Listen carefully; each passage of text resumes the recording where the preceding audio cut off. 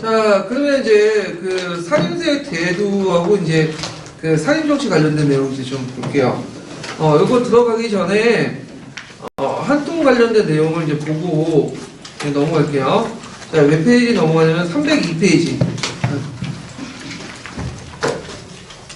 자, 여기는 이제 사화 내용이 좀 빠져있는데, 이 관련된 내용을 이제 같이 해서 한번 좀 파악을 하고, 이제 주제별 테마로서 이렇게 해볼게요. 자, 거기에 보면 이제 그 사림세의 대두와 정치, 사림 정치 있는데, 첫 번째 단락은 이제 16세기 내용이 나와요. 그래서 조선사회의 16세기가 큰 변화를 겪게 되는데, 그래서 이때 이제 어떤 사회 경제적 변화, 그 다음에 밀란 발생, 삼정의 밀란. 그러니까 우리가 이제 알고 있는 조선 후기 때 사회 변동이 16세기 때도 등장을 하게 돼요. 그래서 이제 학자들은 16세기 변화를 어떻게 해석을 하냐 하면, 예전에는 이제 신비사 학자들은 이미 조선이라는 사회는 16세기 때 망했던 사회다. 그래서 이런 그 말패적 형성이 일어나는데, 임진왜란과 병자호란을 겪으면서 다시 내부의 자극을 받아서 조선인사를 200년 더 갔다. 그러니까 이렇게 해석을 했어. 근데 이제 최근에서는 이 16세기 어떻게 보냐, 15세기하고 조선 후기로 넘어가는 가도기에서 한 거예요. 그래서 그 조선 후기 때 상품화폐 경제가 발달했잖아요. 그래서 그런 것들 발달하기 전에, 그 전에 이제 16세기가 이런 그 조짐들이 조금씩 등장했다는 거죠. 그래서 이런 조짐 때문에 여러 가지 어떤 사회경제적 변화들이 발생을 했다. 그렇게 이제 보고 있죠. 자, 하여튼 뭐 16세기를 바라보는 관점들이 좀 다르다는 걸 좀 기억을 해두시면 되고, 그럼 16세기 때 이제 사회 경제적 발전의 기저를 잇던 것이 뭐냐면 농업 생산량 향상이죠. 그래서 이제 이 농업 생산 향상에 대해서 좀 그 내용들이 쭉 나와 있는데, 이 16세기 때 농업 생산 향상은 그 요 때만 딱 한 게 아니라 이미 고려 말 때부터 진행이 됐던 것이 이제 16세기 때 결실을 보게 된 건데, 일단은 이제 주작과 함께 뭐가 들어왔죠? 중국의 강남문법이 들어왔죠. 그래서 이제 있고, 그 다음에 이제 거기서 조선 초에 농사식설 단계에서 어느 정도 정리가 됐고, 그래서 그 내용들이 쭉 나와 있는데, 자, 이항법이 이제 널리 조금씩 보급되기 시작하고, 이항법이 완전히 보급된 건 이제 조선 후기 때지만, 그 다음에 수리시설이나 12법, 그 다음에 연작상경, 이런 농업들이 등장을 하게 돼요. 자, 그래서 이런 농업을 바탕으로 해서 인연생산물들이 많아지잖아요. 그러면 그러니까 인연생산을 처리할 수 있는 뭐가 등장하죠? 장시들이 등장하죠. 그래서 기록에 보면 전라도 일대는 15세기 말부터 장시들이 등장하기 시작했다는 거죠. 이 장시들은 그 예전의 시장하고는 다른 개념이야. 예전의 시장들은 자연 발생적으로 만들어진 게 아니라 인위적으로 만들어진 거예요. 필요에 따라서. 근데 이거는 자연 발생 쪽으로 이제 장시들이 형성되고, 장시와 장시가 연결되면서 유통경제가 발달되게 돼. 그래서 이제 이런 것들이 조선 후기로 넘어가면서 더 발달되게 되죠. 그리고 예전에는 주로 이제 사신무역을 중심한 공무역 중심이었는데, 이제는 대무역에서 사무역이 점점 확대돼요. 그럼 중국과의 무역하는 과정에서 사무역이 확대되면 어느 게 뭐 필요할까요? 결제수단은 뭐가 필요하죠? 은이 필요하죠. 은이 이제 많이 이제 뭐냐면 필요하게 된다. 이렇게 이제 보시면 되죠. 그래서 15세기 말에서 16세기 넘어가면서 이제 이런 그 사회 경제적 발달이 일어나니까, 이때 권력을 쥐고 있던 혼신 세력이나 척신 세력들이 가만히 있겠어요? 아니죠. 이런 경제 병동에 이제 뭐냐면 현승에서 나름대로 자신의 부를 축적하려고 이제 하고, 다음 장 넘어가서 여기 했는데, 이 훈적 세력들은 어떤 세력들이냐? 자, 우리가 이제 전 시간에 얘기한 것처럼 훈적 세력들 형성 과정에서 크게 이제 시점을 했던 것은 세조 때죠.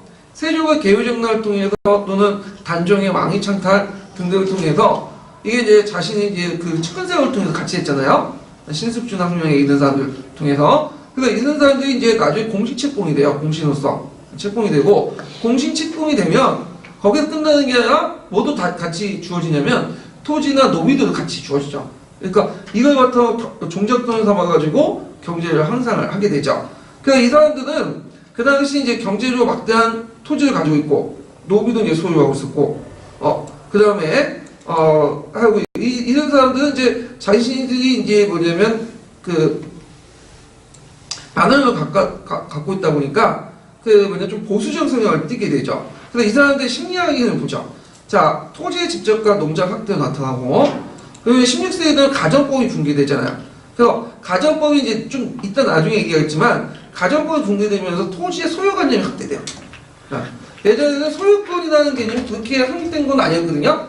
근데 이때부터 이제 양반 지주들도 이제 토지를 이제 어떻게든 소유하려고 해요. 예전에 이제 수조권으로 지배를 했는데, 수조권지 지배가 이제 점점 붕괴되니까 소유권 이제 토지 직접 소유를 해가지고 지배하는 형태들이 등장하죠. 그러니까 이제 토지 소유 욕구가 자극되면서 이들은 개간과 매듭 같은 합법적 위에도 분연단의 대규모 인력을 동원해서 강제 동원해서 연해 지역에 언전을 쌓고 그리고 불법적으로 이제 사적 소유지를 직접 하게 되는데 주로 이제 이들은 어떤 식으로 운영을 하냐면 농장을 운영하는데 번잡반수제 농장을 운영한다.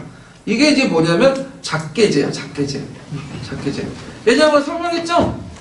작계제는 고려 후기 때부터 등장한 그 농장 방식인데, 고려 후기가 아니라 전부터 이제 등장한 농장 방식인데, 주로 이제 누굴 이용하냐면 외고 노비. 그래서 이때 이제 작계제가 하면서 그 노비의 수가 증대된다고 했죠. 그때 이제 등장하는 형상 중에 하나가 암락 위천이라는 게 있어요.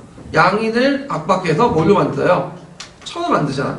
그래서 이들에게 이제 전호를 삼아가지고 농장을 이제 투입하고 건데 아마 이거 반잡 반수제 같은 경우에는 그런 걸 말할 거야. 작계지는 이제 예를 들어서 말 작계제는 세 가지 종류가 있다 했죠. 그 안에 사경지, 작계제, 직영지. 직영지에서는 주로 100% 누구한테 줘요? 주인한테 주는 거고, 그다음 작계제에 있는 토지는 뭐죠? 2분의 1을 줘요. 그러니까 아마 이게 병적반수의 농지에는 작계제 2분의 1을 걷는 그 간행을 얘기하는 것 같아요. 자, 얘가 이제 토지를 뺏긴 농민들은 소작의 전후로 이제 들어오게 되고요. 그러면서 항촌사에 큰 이제 위기가 이제 닥쳐오죠. 그 당시 항촌사에서 이제 좀 그래도 세력을 가지고 있었던 그래도 살인들이 그 위기를 극복해야 될 거 아니야. 예. 그렇죠? 그래서 이제 이런 것들이 이제 쭉 있다는 거 좀 기억을 해두시면 되고, 그래서 요 밑에 층은 이제 그 밑에 내용은 이제 요 페이지 두 번째 단락하고 그 세 번째 단락은 그 16세기 때 훈촉세기 때 어떻게 하면 그다음 농장이 확대되고 자신의 어떤 불법적인 행위들을 했는가 이런 것들과 이제 관련된 거예요. 그래서 요거 한번 읽어보고 넘어갈게요. 오늘 처음 읽는 건가요? 네. 그러면 이쪽?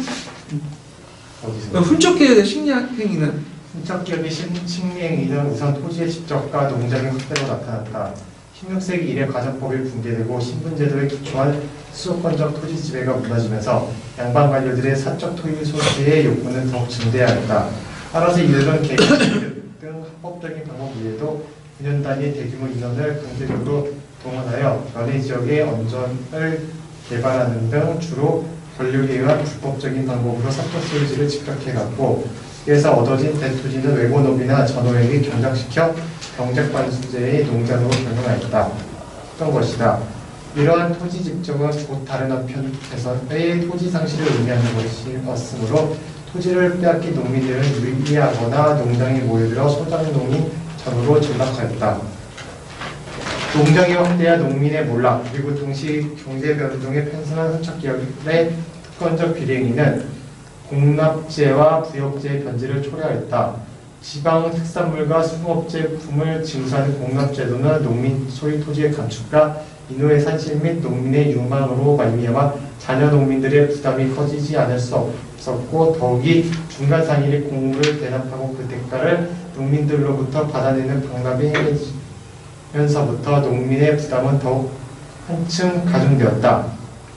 원래 곡물 가운데 그 지방에서 생산되지 않아 부득이 다른 곳에서 구하여 납부해야 하는 것이나 어물과 같이 저장과 수송의 어려움이 따르는 물종에 대해서는 15세기 중엽부터 이미 방납이 행해지고 있었는데 16세기에 들어서면 유통경제 발달과 관련해서 방납이 더욱 성행하였던 것이다. 이때 국내외의 상업을 통해서 부로 축적한 부유가 권세가와 결탁하면서 방납을 독점하였으며 또한 농민들에게 더 많은 액수를 부담시키는 등 그 피해는 대단히 큰 것이었다. 네, 여기에서 이제 그 상품화의 경제가 발달되면서 방납도 같이 행해지는데 방납 부분은 나중에 좀 얘기를 할게요. 근데 이 방납의 의미가 두 가지 의미가 있어요. 우리가 이제 통상적으로 알고 있는 건 부정적 의미죠. 그래서 방나옥자들이 노무현을 수탈하고 그때 유민이 발생했다. 그렇게 이제 인식하고 있는데 또 한편은 이제 여기도 한통도 있지만 푸세미에서 보면 방나옥을 좀 긍정적으로 해석하는 게 있어요. 왜냐하면 상품화폐 경제 발달과 연결시켜서 방나옥자의 등장 같은 것들을 이제 얘기를 하고 있거든요. 그런 것들을 좀 보시면 되고 그래서 여기에서 이제 볼 수 있듯이 16세기가 상당히 이제 그 부정적인 모습들이 비춰진다는 거죠. 예. 그래서 이제 삼정의 문란이나 방나옥자, 그러니까 대농장 발생, 그래서 조선 초기에 건국대전에 형성됐던 그 체제들이 붕괴되기 시작해. 그래서 일본 간학자는 이 시기에 상당히 부정적으로 인식을 하고 있죠. 예.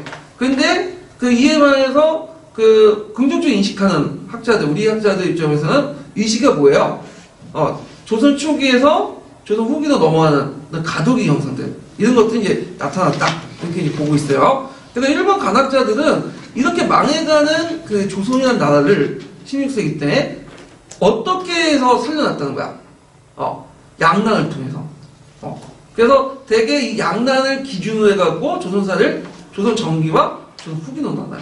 네. 근데 이제 이런 것들은 이제 참고 알아두시고요. 자, 뒤에 넘어가서. 자, 그 다음에 이제 계속 이게 뭐냐면 그 당시 상황들의 이제 어려운 점들이 쭉 나오고 있는데, 그 이제 비에 보면 이제 군역의 문제점이 등장하고 있죠. 그래서 이 군역인데 여기 보면 그 부역제 이제 모술점이 이제 쭉 나오는데, 그 세조 때 보법이 실시되면서 이 보법이라는 건 첫째 양인계병제 입각에서 실시한 거죠. 근데 여정이 없다 보니까 어떤 문제점이 일어났다고 했죠? 요역의 부담자들이 감소하게 돼. 그래서 군역이 뭐가 되는 거야? 요역을 하는 그런 현상이 일어났고요. 그 다음에 농사철에 바쁜 농사철에 그 당시 지향록법을 통해서 이학법이 조금씩 보급되면서 지향록법이 이제 사용되면 그 특정한 시기에 많은 노동력이 필요하거든요. 근데 그 사람들이 군대에 가면 안 되잖아. 남자들이. 그러니까 이제 차라리 군대에 가는 것보다는 토를 납부해가지고 뭐죠? 빠지는 형식이 나타나죠. 그래서 이 보법의 어떤 그 뭐냐면 그런 편법적인 형상들이 등장하게 되는데 이 대표적인 게 이제 방군수포제 같은 이런 방식들이 등장을 했고 그리고 이제 이때 이제 그 대립가나 방군수포제가 하면서 악포가 사용되면서 이 군역 부담제의 처지가 더욱 열악해졌다. 네, 이렇게 이제 보시면 되겠죠. 자, 그 다음에 그러면 살인들이 이렇게 조선기 때, 조선 16세기 때 이런 여러 가지 사회 경제적 변화들을 보고 가만히 있겠냐? 아니죠. 그 대응을 해야 되겠죠.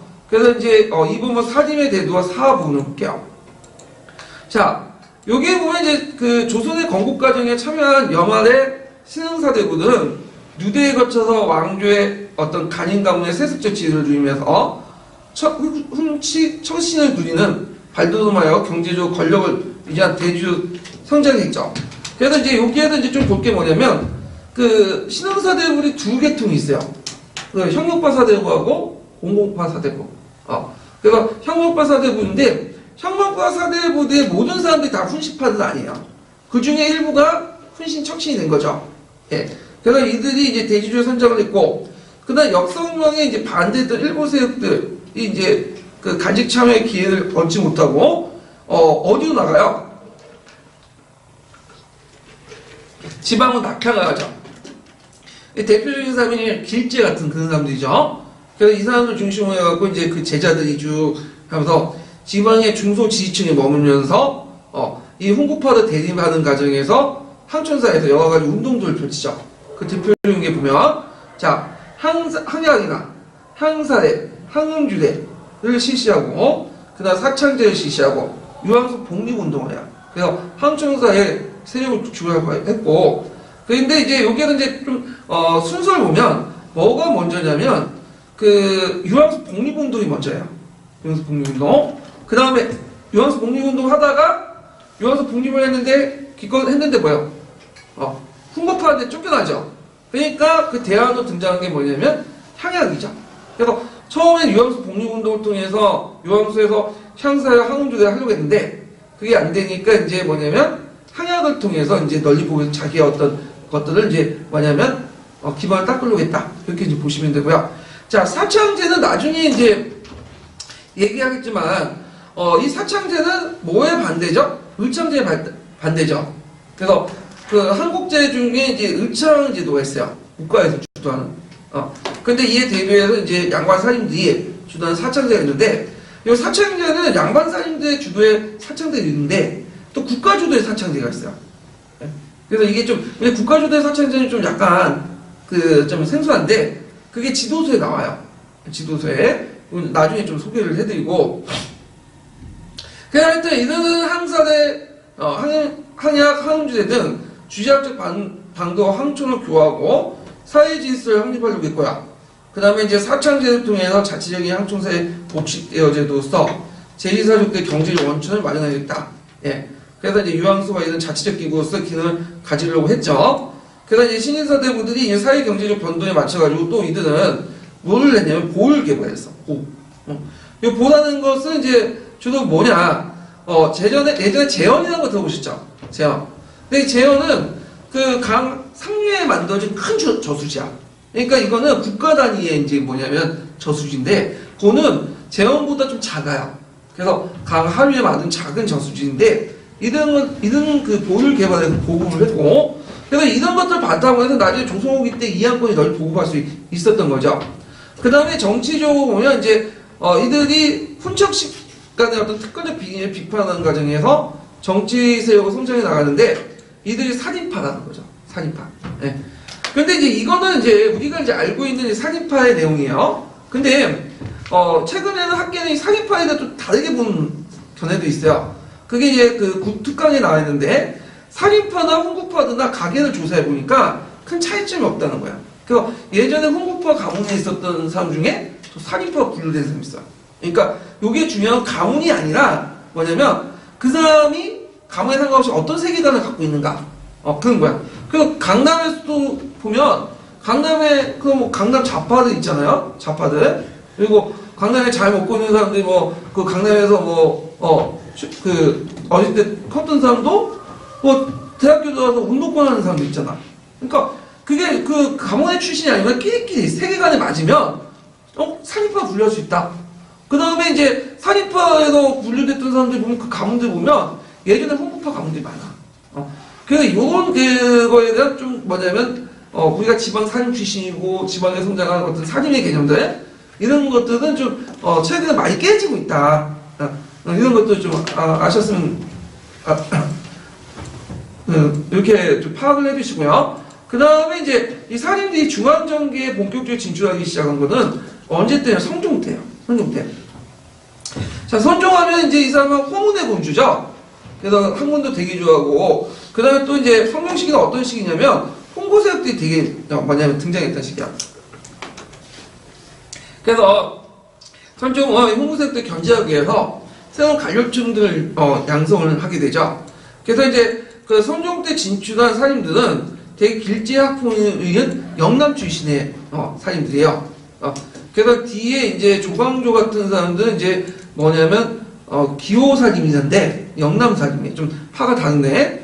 자, 하여튼 길제 손재전 김종지의 출산을 계기로 해서 그 김종재 제자였던 그 김경필, 정영창, 김일성 등등이 이제 중앙정치에 하나의 정치 세력으로 등장하게 되고, 이들은 주로 어디에 많이 진출했을까요? 3사. 네, 3사에 많이 진출하죠. 왜냐하면 이제 이 3사를 통해서 누굴 견제하기 위해서 언론 활동을 통해서 홍보세력을 견제하기 위한 거죠.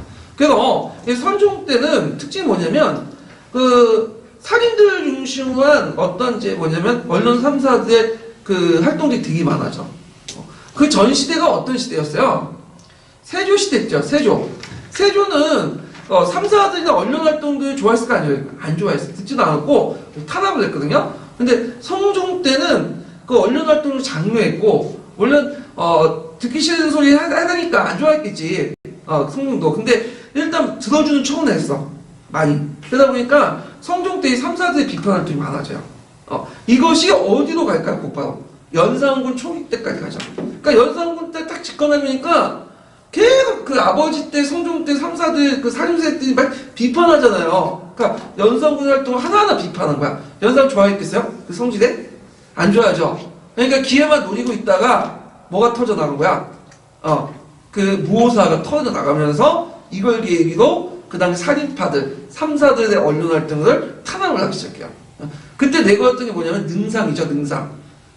그래가지고 열등감이 되게 많은 사람들이 항상 조금만 신소리하는 거예요.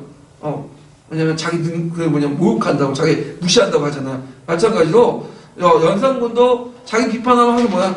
이게 감히 왕을 능멸하냐? 왕을 무시하냐? 네, 이게 능상이거든. 하여튼 그렇게 이제 정치색들이 형성됐다. 좀 보시면 되고요.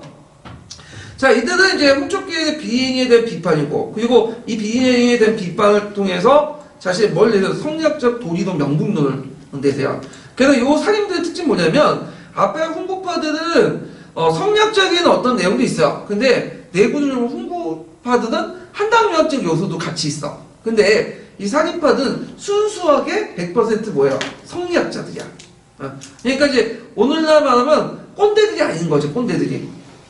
예전에 이제 그 50, 60대 보면 말로는 민주주의 내세우지만 뭐야 지금 하는 행동은 되게 권위적이잖아.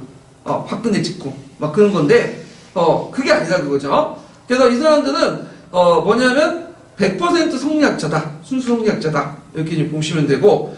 그래서 이들이 이제 홍보파들이 살인파들이 중앙정계 그 다음에 지방에서 항청사에서 막 싸우면서 결국에 홍초 계열의 사람들이 살인을 공격하는 과정에서 일어난 것이 뭐다? 사화야, 사화. 그래서 이제, 이렇게 보는데. 자, 그럼 사화는 여러분들 알다시피 이제 4대 사화가 있죠. 뭐야, 순서대로. 예? 모사화, 갑자사화, 그 다음에 기묘사화, 그 다음에 을사사화. 이렇게 4가지가 있잖아요. 예. 그러면 이제, 내용을 이제 좀 볼게요. 먼저 일어난 것이 이제 뭐냐면, 무오년에 일어난 그 무오사화. 무오사가 밑에 있는데, 자, 무오사는 이제 언제 일어났어요, 이거? 연산군 때 일어났죠. 연산군 4년 때. 네. 그래서 이제 앞에 언급한 것처럼 성종 때 삼사를 중심으로 살인세력이 성장하고, 이 분위기가 연산군 초기까지 가요. 그러니까 연산군한테 이제, 꼬치꼬치 캐먹고 막 비판하니까, 연산군이 이제 폭발돼 나간 거죠. 그래서 홍초파 세력들과 이제 손을 잡고, 그 당시 이제 뭐냐면, 공격한, 사건이 뭐냐면, 무오사다. 이렇게 이제 보시면 되죠. 자, 무오사의 내용을 이제 보면요. 보통 이제 연산군 전에 있었던 왕이 누구죠? 선종이죠. 그러면 그 앞에 왕이 죽으면 뒤에 왕 때 뭘 해요? 그 앞에 왕의 업적들을 기록해서 실록을 만들잖아요. 그래서 실록책을 만들어가지고, 그때 이제 성종실록을 만든 작업을 하고 있었어요. 근데 이때 이제 그 성종실록을 만들고 있을 때, 이곡동이라는 사람이 거기 이제 총 책임자였거든요. 근데 이곡동 밑에 이제 누가 있었냐면, 김종직의 제자였던 김일손이 있어. 이 김일손이 그 사촌을 이제 가지고 와갖고 이제 작업을 하는데, 김일손 사촌을. 근데 이제 김일손 사촌에 뭐가 실렸냐면, 자기 스승이었던 김종직의 조의제문을 갑자기 씻어놓은 거야. 그래서 그걸 가지고 이제 성종실록을 이제 작성을 하려고 한 거죠.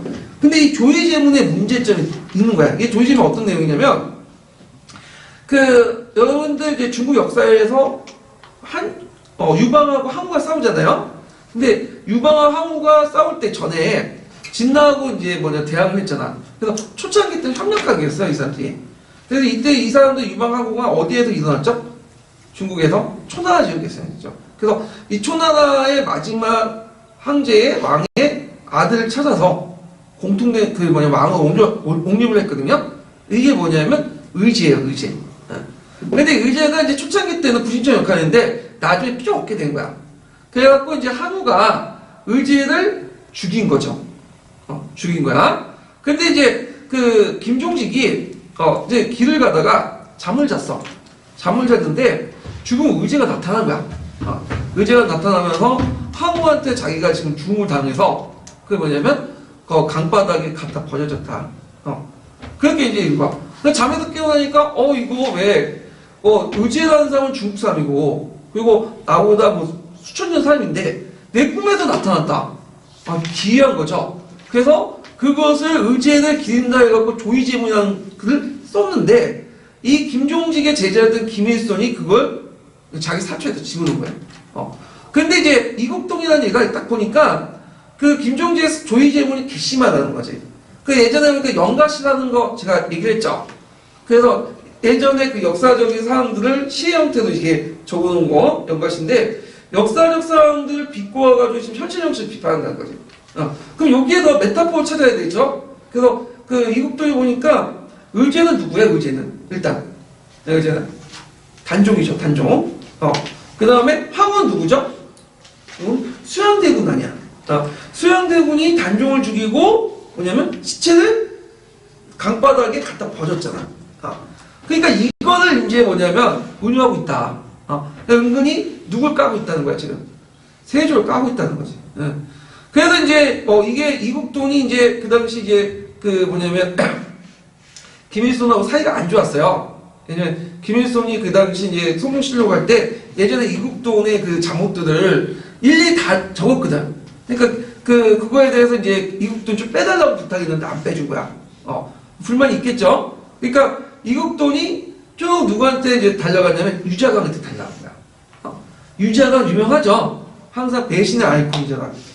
음모의 아이콘이고, 그 남이자궁도 죽이고, 그래서 유자강한테 가니까 유자강도 보니까 속끝하거든. 그러니까 요걸 또 누구한테 얘기해요? 그 연산군한테 얘기한 거죠. 연산군이 딱 듣고 보니까 이제 건수 하나 잡은 거야. 사장님들 어떻게 하면 족칠까 뭐 생각했는데 건수 잡은 거죠. 그러니까 이제 불려내갖고 이제 거기 이제 그 누가 김일성과 그 일대 사필에 참여했던 사람들 다 끄집어내갖고 사출 하나씩 보면 딱 가르치면서 이제 뭐냐면 국문에서 처형을 시킨 거죠. 왜냐면 이제 그 연산군 일제 올 때는 세조는 누구야? 세조는 자기 중조하다 보잖냐. 그러니까 세조를 비판한다는 거는 곧 자기를 비판하는 거, 왕권을 비판하는 거지. 그래서 자기를 능멸했다. 자기를 무시했다는 거죠. 그래가지고 다 죽인 사건. 이게 뭐냐면 그 무오사죠. 무오사. 근데 이 무오사의 결과 그 당시 이제 김종직이 김종직 아래 이제 그 제자들 이제 되게 몰려가겠죠. 그래서 영남산이 몰려가고 죽은 김종직은 뭐야? 구간 잠식됐어. 그래서 시체를 꺼내서 간을 부셔갖고 머리를 쳐가지고 또 걸어놨죠. 구간 참시단은 그는 이제 했다. 그리고 사인들이 이제 그 당시 유학설 중심으로 뭐 항사의 항주들 등 살인기구들이 다 혁파당했죠. 예.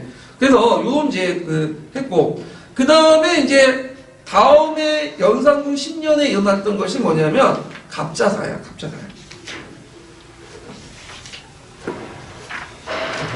자, 갑자사의 배경도 똑같아. 능상이죠, 능상.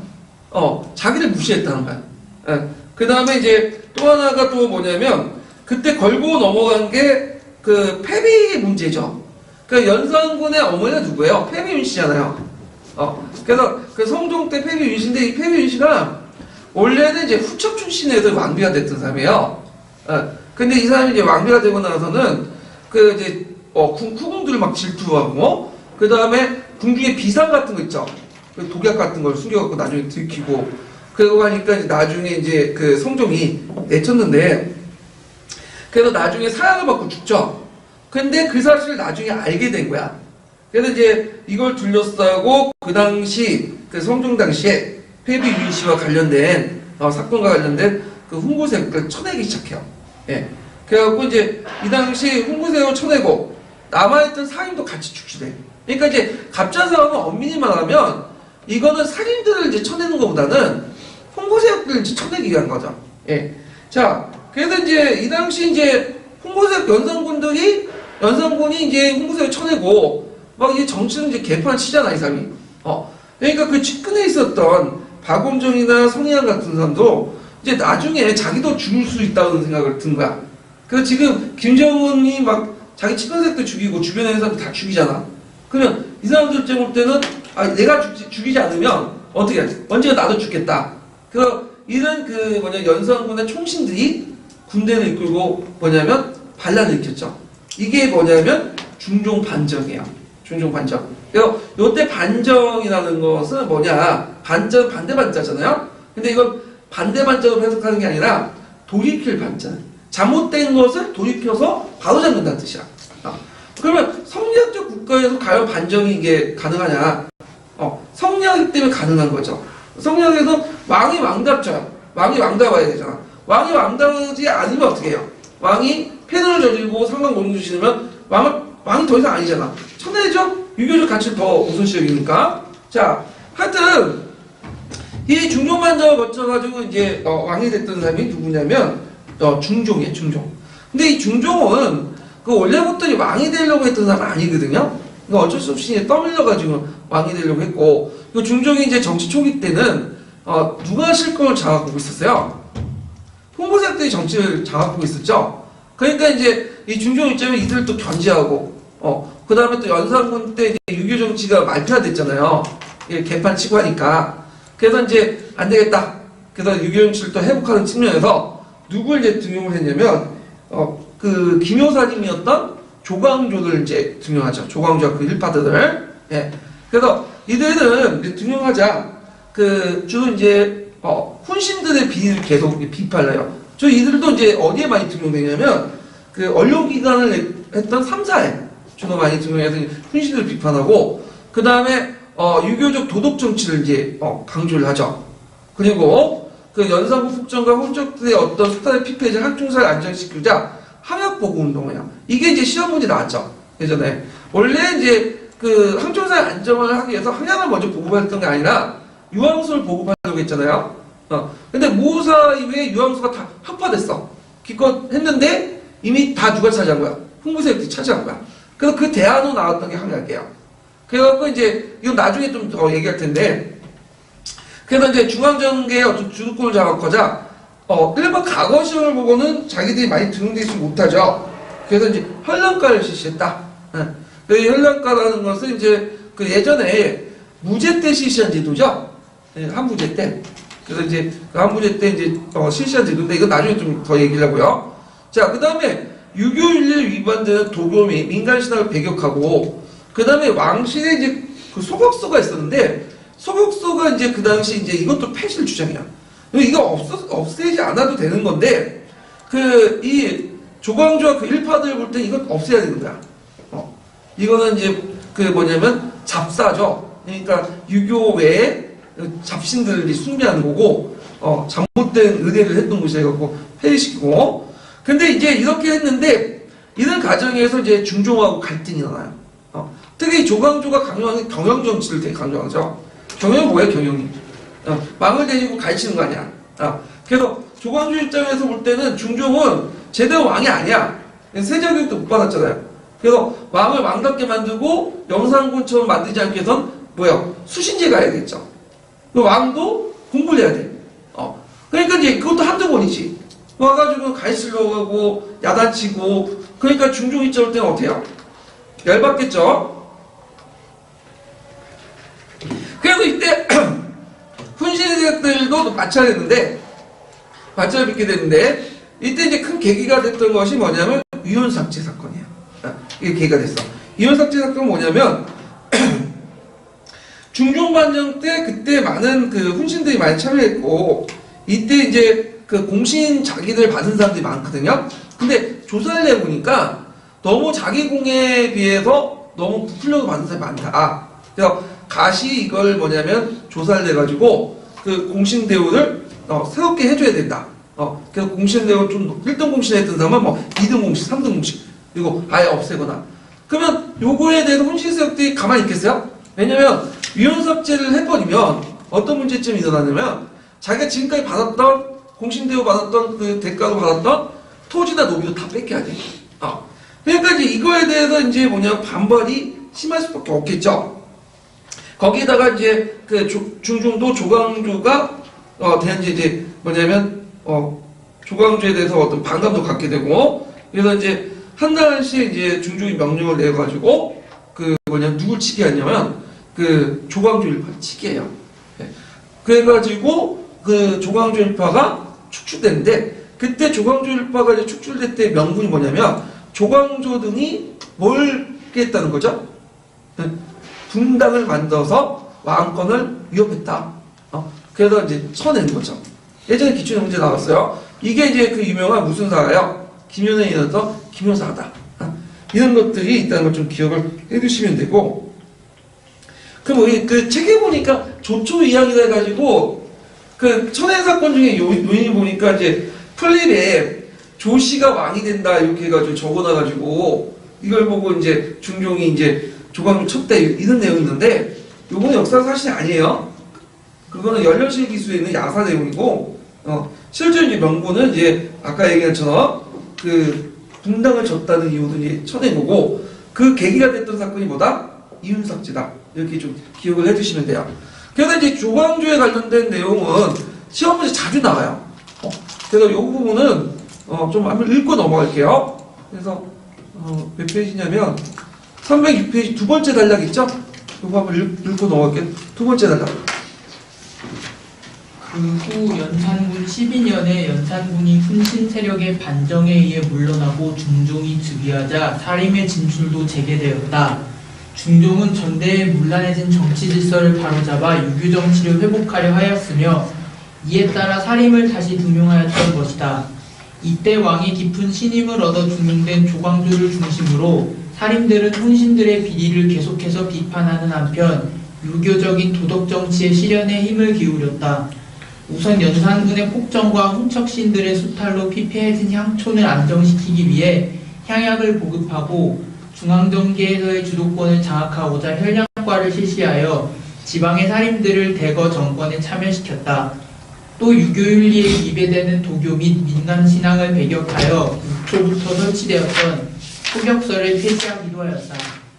그러나 이와 같은 살인의 성장은 반정공신을 중심으로 한 훈신들과의 마찰을 불가피하게 하였다. 결국 1519년 사림관료 측에서 훈신 세력의 약화를 목적으로 제기한 미훈 삭제 사건을 계기로 훈신들은 일대 반격을 가하여 조광조를 비롯한 살인들을 축출하기에 이르렀다. 네. 자, 그 다음에 이제 그 마지막 사화가 뭐냐면 그 명종 때 일어난 을사사화죠. 을사사를 이제 좀 살펴보기 전에 그 이제 김효사를 통해서 김효사님들 추출했잖아요. 근데 그 전에 이제 말년에 중종 말년에 다시 복권을 시켜요, 중종이요. 그래갖고 이제 중종 33년에 김효명언이라고 이제 소통을 주장한 유산층의 산소를 받아들여가지고 그다음 김효사 때 많은 그 사람들이 죽었잖아요. 다시 명예를 복군시키고 이를 계기로 살인들이 다시 기용이 돼요. 근데 이제 중종 말 때 후사 문제로 이제 갈등을 빚게 되죠. 중종은 두 명의 왕비가 있었어요. 첫 번째 왕비가 누구죠? 장공 세 명인데 세 명이죠, 세 명. 당경왕후는 이제 뭐 와가지고 잠깐 했다가 일주일만 쫓겨나죠. 자기 아버지가 이제 연산군과 가깝다 해갖고 쫓겨나고 두 번째 그 마누라가 누구냐면 장경왕후예요. 장경왕후. 그래서 장경왕후가 누굴 낳게 되냐면 인종을 낳게 돼요. 인종. 그 다음에 세 번째 마누라가 누구예요? 문정왕후죠.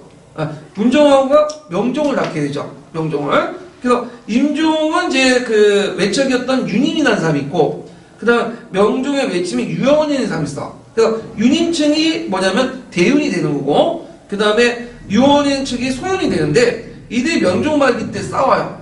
그래서 인종이 즉위하면서 대운이 일단 정권을 장악하죠. 그 유임이. 근데 명종이 집권하면서 이 인종은 뭐 1년인가 2년 만에 죽거든요. 죽고 나서 명종이 이제 집권하니까 다시 누가 정권을 장악하죠? 명종이 명종 측의 매척이었던 유원영 1파가 이제 정권을 장악해요. 소윤이라고 하는 건데 이들은 이제 뭐냐면 정권을 장악하고 대윤층을 공격해 들어가. 그래서 그 과정에서 그 둘 간의 외척 관계에서 다툼에서 살인들이 많은 피해를 입게 되거든요. 특히 그 대윤의 그 수장이었던 윤임 밑에 다른 살인들이 많았어요. 그러다 보니까 이 살인들이 많은 피해를 입게 됐다. 그래서 원래는 훈족 간의 갈등이었지만 을사사화는 이게 살인도 거기에 가입되고 하면서 피해를 입게 된 거예요. 네. 그래서 이제 이게 을사사화다 이렇게 좀 기억을 해주시면 될 것 같아요. 자, 그래서 이제 이런 내용들 좀 파악을 해두시고, 그래서 네 차례 이제 살인들의 어떤 그 사화 결과 선조 때 들어와서는 이제 살인들이 정권을 장악하게 돼요. 예. 그래서 이제 살인들 이제 선조 때는 정계 주류를 이루게 되고, 선조 때는 이제 훈구파와 살인파의 대립이 아니라 살인파 안에서의 대립이죠. 이게 뭐라고 해요? 붕당이라고 하죠. 예. 사는 홍구하고 살인의 대립이고, 그 다음에 이에 반해서 이제 붕당은 살인과 살인의 대립이야. 예. 이렇게 이제 이해를 해주시면 될 것 같아요. 자, 그러면 내용을 이제 볼게요. 성운과 하나도 좀 이따가 하고,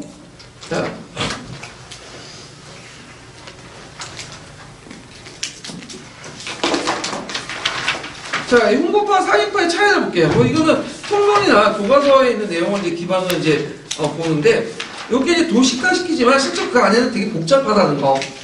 이걸 좀 전제해서 이제 보시면 될 것 같아요. 자, 홍보파들은 이제 형용파 사대부가 기원이 됐고요. 근데 주의할 거는 형용파 사대부가 기원이 됐다고 해서 형용파 사대부가 다 홍보파는 아니에요.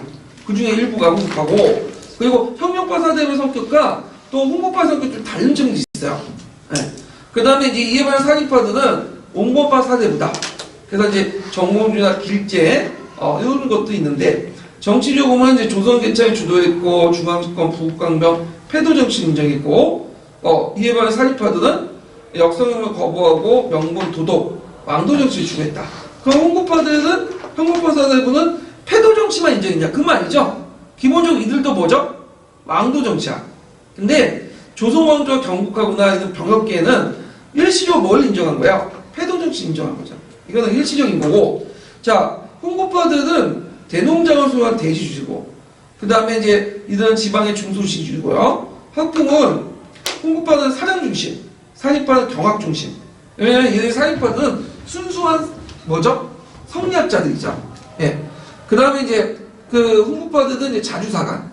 근데 이에 반해 사립파들은 존화주의. 그래서 홍보파들은 당군을 중요시 여겨. 그래서 15세기 때 보면 당군을 중요시인데 16세기 들어가면 뭘로 넘어가요? 기자를 중심. 그래서 이제 이가 뭐 유명한 기자실기 같은 책들 쓰죠? 이런 것들. 업적은 이제 홍보파들은 15세기 민족문화 창달했고, 사립파들은 16세기. 그 다음에 홍보파 기호지역. 기호지역은 주로 어딜까요? 경기도하고 충청도 지역이죠. 사립파들은 이제 길자 영남 출신이다 보니까 영남 일대로 했다가 이제 기호 일대로 지방까지 확대되고, 홍보파는 지편전, 성균관, 사립파는 서원 이렇게 있는데, 홍보파는 간합파 또 같이 포함하니까 간합파는 형역파 사대부고 그 중에 일부가 뭐가 된 거예요? 홍보파 사대부야. 예. 그리고 주의할 것은 이제 뭐냐면 형역파 사대부와 홍보파 꼭 일치되지 않는다. 좀 다른 것도 있어요. 예를 들어서 형법파 사대부 같은 경우에는 대농장이 아니죠. 온건파 사대부가 뭐야? 중소지주잖아요. 그리고 다른 사상에 대해서 여기 강조가 됐죠. 근데 형법파 사대부는 뭐죠? 성리학만 강조하죠. 그러니까 좀 차이가 있긴 있어요. 이 부분은. 예. 자, 그래서 이렇게 이제 보시면 되고, 그 다음에 이제 16세기 때 사립파 홍보파의 대립이 단순히 정치적 사건이 아니죠. 뭐죠? 사회경제적 변화와 같이 있다. 그래서 보통 이제 분단정치론 얘기할 때 사회경제사적인 관점과 같이 연결시켜서 바라보고 있거든요. 그래서 이제 여기 내용을 보면 이제 통론에 관련된 내용을 정리한 건데, 특강하고, 자, 농업 생산을 증가시키려. 그래서 영작상경, 수의시설, 시위법, 강남우법, 인여가 발생되고 인열 처리하는 과정에서 15세기 말부터 이제 장시가 발달되고요. 장시와 장시가 연결되면서 전국적 유통망이 형성되고, 그리고 대외무역이 이제 행해지고, 그 다음에 대외무역에서 결제수단이 뭐죠? 은이죠. 국내식 연포 이런 것들이 이제 사용되면서 이 건설가들의 어떤 욕구를 자극했대. 그래서 이들은 권력을 이용하고 이제 여러 가지 심리활동을 하게 되는데, 자, 가정법이 폐지되면서 이제 토지의 어떤 소유력이 강화되면서 토지의 직접과 농장 확대, 개간 매듭간 합법적, 그 다음에 군현민을 동원한 언정개발, 그 다음에 공납과 부육제 병동, 특히 박납회당 같은 거 있죠? 예. 그리고 이제 이를 통해 유인이 확대되고, 그 다음에 이제 사대부 계층들이 이제 자기 함촌사회가 이제 자기가 영향력을 미쳤던 함촌사회가 어떻게 해요? 침문당하니까 그걸 대항하게 되죠. 그러면서 정치적으로는 진출하게 돼요. 뭘요? 삼사를 통해서 진출해서 누굴 비판하죠? 그 당시 훈식과 훈신세력과 척신세력을 비판을 하게 되고, 그 다음에 지방에서는 자기가 항충사를 장악하기 위해서 뭐 항사나 항응주대 향약근을 보급하고 사창제를 이제 실시하고 유황수를 봉육운동하고 서원 건립운동 같은 것들을 해서 항충사를 구축하려고 했죠. 그래서 사림세력들이 어떻게 지방과 중앙에서 진출했는가, 그리고 항충사의 영향을 확대했는가, 예전에 시험문에 나왔던 거예요. 기억을 해두시면 돼요. 그래서 여기에서 전반적으로 보면 이런 살인마 홍보파의 대립들이 단순히 정치적 사건이 아니죠. 그 밑에 뭐가 깔려있어요? 사회 경제적 구조, 그러니까 경제적인 어떤 그 구조의 바탕의 변화들이 정치적인 어떤 사건들을 만들어내는 거죠. 사건이 아니라 사건만 보는 게 아니라 그 밑에 뭐가 깔려있다? 구조도 같이 깔려있는 거예요. 이거는 나중에 그 17세기 말기 때 분당 정치가 말피화된 것도 마찬가지야. 근데 경제적 변화가 결국에 정치적 사건을 만들어내죠. 같은 연결된 거예요. 예. 그래서 이제 이런 것들 이제 같이 보는 시각도 필요하다. 이렇게 이제 보시고요. 그러면 이제 관련된 내용을 한번 보고 넘어갈게요. 자, 92페이지 형평평가.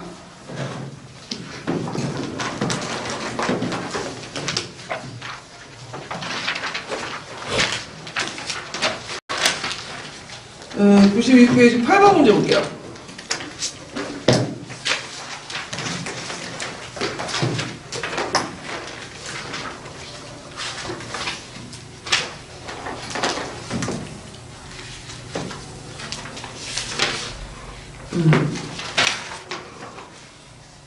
예전에도 한번 말을 했는데 여기 페이지가 안 맞는 경우가 있거든요. 그건 아까 그 목차를 더 집어넣어서 그래요. 여기에서 제가 불려주는 거하고 대부분 이거 제본하는 거보다 다운받아서 보신 분들이 많을 거예요. 그래가지고 요거는 좀 두 페이지 앞에서 앞에 좀 조정해서 좀 보세요. 다음에 저희 그 아저씨한테 그 목차를 좀 빼도 얘기할게요. 목차가 중요한 건 아닌데, 자 일단 여기 보면 8번 문제 보면요. 자, 다음은 사림세력의 성장 과정에 대한 것이다. 자, 밑줄친 사림들이 성장했던 정치적 배경을 써보고 사림세력들이 중앙과 합중에 어떻게 성장했는지 각각 말해보시오. 예. 그래서 이제 고려말 조선왕조의 개창에 반대했던 사림들이 사람들이라고 되어 있는데 사림이에요. 예. 주로 영남 지역에 항초에 은거했다가 성리학적 사회지수 확립에 노력했고 이들이 이제 그 등장을 하게 되죠. 예. 자, 그 다음에 이제 중앙에는 3사를 통해서 언론 분필 기관을 통해서 등장을 했고 항충사에는 아까 전에 항응주대, 뭐 항사대, 그 다음에 여시한약 등등등을 쭉 쓰시면 돼요. 네. 이게 이제 기초가 관련된 거니까 내용 파악을 해주세요. 자, 그 다음에 뒤에 넘어가서 몇 번 보냐면 106페이지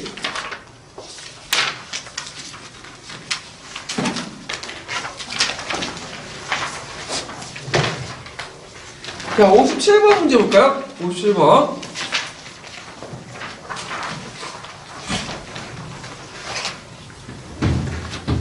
자, 조선시대 대간과 간간의 역할을 맡았던 간서를 각각 써보고 정도전이 이게 57번, 밑에네요. 네, 잘못 봤어요. 자, 항충사의 지방사인들 밑줄친 조치와 관련 경제활동 두 가지를 쓰시오.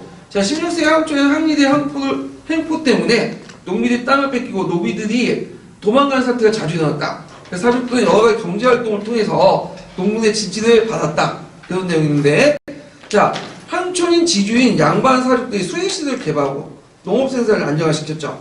그리고 이제 농민들에게 땅을 빌려주고 수확량의 절반을 받은 농민이 지배했는데, 여기에서 큰 경제적 변화를 보면 종전의 홍보파들이 지배하는 형태는 어떤 형태였죠? 작계제였어요. 작계제. 작계제. 근데 이에 의해서 그 살인파들은 그 타조법이나 이런 변적반 수제를 했다는 거야. 변적. 그래서 이제 16세기 말을 기준으로 해가지고 이 작계제에서 뭐가 일반화되냐면 변적반 수제가 일반화해요. 우리가 말하는 타조법이. 그것은 이제 이런 살인들이 세력 정치 변화 이런 것과 연결시켜서 보시면 되겠죠. 그리고 유교적 윤리 기준을 강화해서 양반 수소, 사육 수소 행동을 자제하고 향유를 통제하고 부역과 세금을 고르게 배분해야 돼. 그때 중심 역할을 했던 거는 한약이죠. 그래서 한약이 처음에 보급할 때는 농민들 지지를 많이 받았어요. 이게. 근데 나중에 이제 뭐예요? 우리 농민들 통제하고 압제하는 기구 바뀌죠. 근데 이제 그 교과서에서는 어디만 부각이 되는 거야? 그 한약이 못된 점만 부각이 되잖아요. 예. 뭐 이런 것들을 좀 보시면 되고. 자, 자, 그 다음에 뒤에 넘어가서 이제 조광조의 개혁 정치를 보자. 네. 조광조의 개혁 정치는 두 문제 정도 나왔는데 시험 문제 나올 가능성이 많아. 이거는요.